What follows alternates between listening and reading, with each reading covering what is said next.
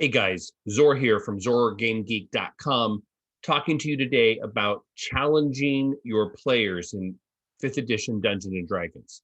I just finished my level 1 to 14 Horde of the Dragon Queen and Rise of Tiamat game with 8 players at the table. And by the end there, especially once they got above 9th, 10th level, I've had a hard time challenging them in combats. Now, you don't want every combat to be challenging. You want to provide a rhythm with some easy combats, some medium combats, and some harder combats. It is those harder combats that I found tough to put together without really bogging it down with lots of creatures and weird special abilities. And in my final battle, where they were successfully prevented Tiamat from returning, I didn't knock a single character down to 0 hit points. And I guess they had fun, but I wanted to turn that level up a little bit.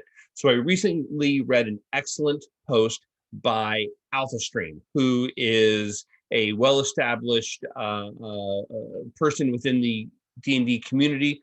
He has officially published materials with WotC and other actors, other publishers within the system, within the tabletop role-playing game space. And in his article, he talked about how there appears to be a disconnect between how much the monsters are, quote unquote, supposed to be doing in damage and what their published damage numbers actually are in the various manuals, like the Monster Manual, Mordenkainen's Tome of Foes, and Volo's Guide. And what he pointed out was that in the Dungeon Master's Guide, there is a section that talks about how to make your own custom monsters. And there is a table at page, checking it here, 274, that identifies per challenge rating of the monster what your expected damage output, armor class, DC, saves, etc. is going to be. And this one just looked at the damage output that is expected of various monsters. So, for example, Roper, classic dungeon stealth monster. It looks like a stalactite or stalagmite. I always get those confused. And has these tendrils that grab, and then the tendrils themselves don't do damage, but they reel in the player character, and then they get a bite. And so on this table, it identifies that for a CR5 creature, that they're expected to do a minimum of 35 damage each round. And in fact, it's 33 to 38 damage each round. And that is assuming that they hit with all their attacks. And so if you look at the average damage of a Roper, because it's 4d8 plus 4, if memory serves, that averages out to 22 damage a round.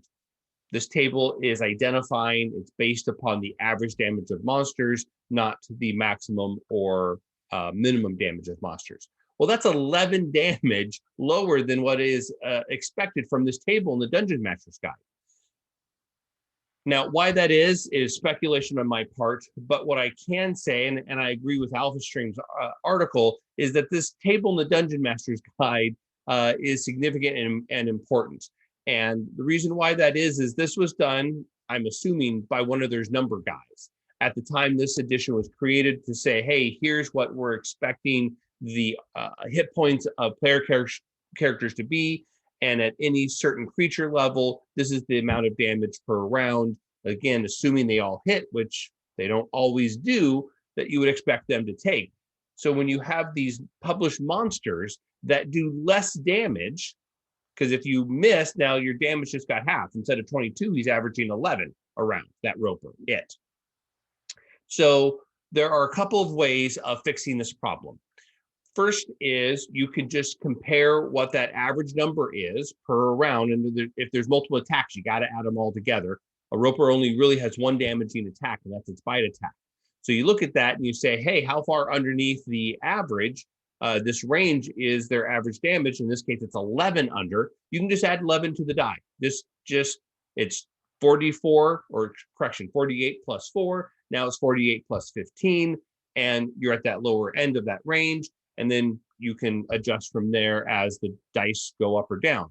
Or you could add 2 additional D8 to that attack dice. So now it's 68 plus 4 for that bite. But on average, that only adds 9 additional damage because the average of a D8 is 4.5 rounding down. So that's 9 altogether. That still puts us below what is expected according to this table on page 274 of the Dungeons Master's Guide. But it still puts us closer, especially if you roll well and you're not just using average damages. It puts us much closer to that 33 to 38 a round. I imagine, speculation time, that the reason why some of these damages are lower is that the designers at WotC are saying, oh, well, we have these other things that increases the challenge of these monsters because they can hide well and they're grappling and all these sort of different things. And that may be true on the margins, but the hard, cold fact is that your players are only going to get nervous, and you know they're nervous when they go from sitting up, when they go from sitting at the table to standing up and looking and pacing. You can just sense that nervous energy that they're counting, they're looking, and they're talking, and they're standing. And that's when it feels good. That's when you know you're challenging your players. And I didn't have that really in that final fight. There were some elements. I think I might be too nice of a dungeon master, but my next campaign that we're doing is Curse of Strahd.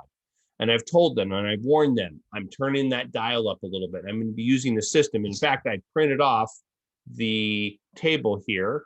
How do I get this to focus? Anyhow, I printed off this table here from the Dungeon Master's Guide. And I'm going to have it at the desk. And in fact, my table, you can see it right behind me. We're all vaccinated. We're going to be in person.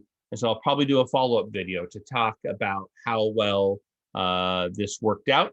And I know a couple of my players watch these videos. Let me throw in more dice at you guys. So read that article. The link to that article from AlphaStream is going to be in the notes below. It is excellent. It's actually the second of a 3-part series of articles. It may be 4 parts. We'll see where this goes. But the second one is about challenging players by increasing the damage and doing that within the rules by following this table here in the Dungeons Master's Guide. All right, guys, thanks for listening and watching. Please subscribe, also like, and to read more about Dungeons and Dragons, other role-playing games, painting miniatures, and etc., go to ZordGameGeek.com. Thanks, guys. Thanks for listening. Keep gaming.